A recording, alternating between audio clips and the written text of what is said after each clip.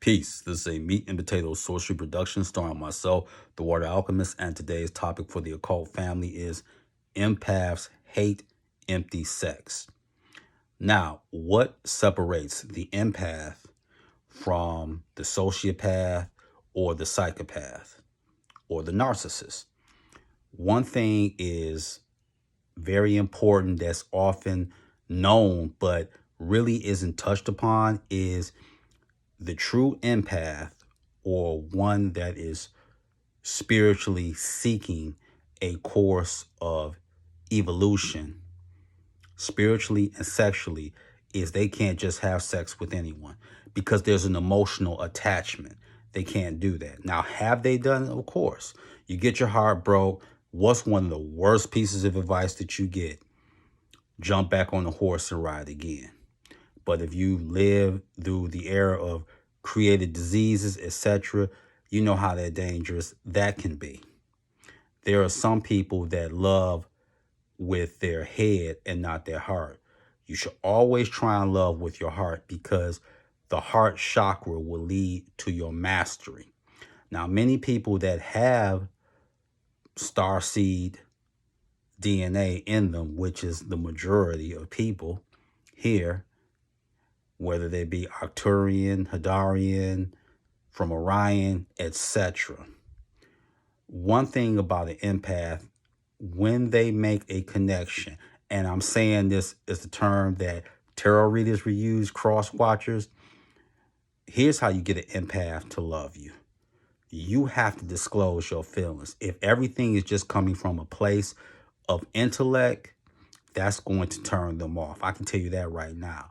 And you can have sexual chemistry, but the whole thing is if your heart and your feelings are not attached to it, they'll use you, of course, because, okay, you're sexually compatible. But with an empath, can y'all connect on a deeper level? Intellect is second. First, you have to connect to them metaphysically. That love will be so strong. And empaths won't tell you this because we live in a society of psychopaths and narcissists who thrive on that. And that's why the empath has to suppress that. One thing about the empath, if they don't have a connection with you emotionally, I mean so emotional that y'all meld into one and y'all become the true god and goddess. One knows what the other one is thinking, whether it be joy or pain, and vice versa. If you don't have that, I can tell you, you're not going to hold an empath long. You're not. Because we look at it, and divorce attorneys, and you have to understand, divorce is 70% that I know of in the United States. And most divorce attorneys, and this one was a female, white American woman, attorney, successful. And what did she say? This is the woman that you don't marry. Nurses, stay-at-home mothers, school teachers. And for men, let's talk about the men. The whole thing is what are men grappling with? Their testosterone is down. It's been down like this for the last 30, 40 years. And more meat plants, food processing plants are catching fire. You just had one in Wisconsin happen, so that's over 40. So the testosterone is down. The estrogen is raised up. The men not knowing their purpose or not truly seeking it. And they're trying to live vicariously through some women. So there's this power struggle that's unnatural. So for the empath, the whole thing is this is my suggestion. The empath really should only be involved with other empaths, because when you try to get involved emotionally or sexually with a narcissist or a sociopath, what's the one thing that the empath will always do? They will just hold on for dear life because they think there's going to be some transformation. But when you lose an empath, you lose them. When they're done, they're done. and they don't want to hear all the pleasantries, and they don't care about the pageantry. Oh, I'm gonna rent you a car. We're gonna go this. We're gonna do that. The ship has sailed because empaths don't like empty sex. If love doesn't, I'm gonna make it real simple. If love doesn't come with the sex, it means nothing to them. It's inconsequential.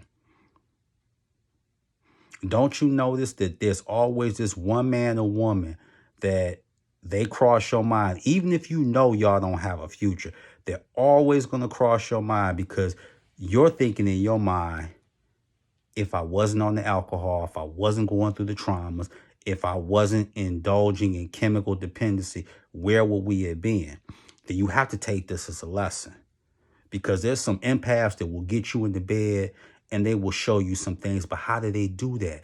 Because they know how to give the love with the sex. But if you just give them the sex without the love, not going to keep them. It's empty sex.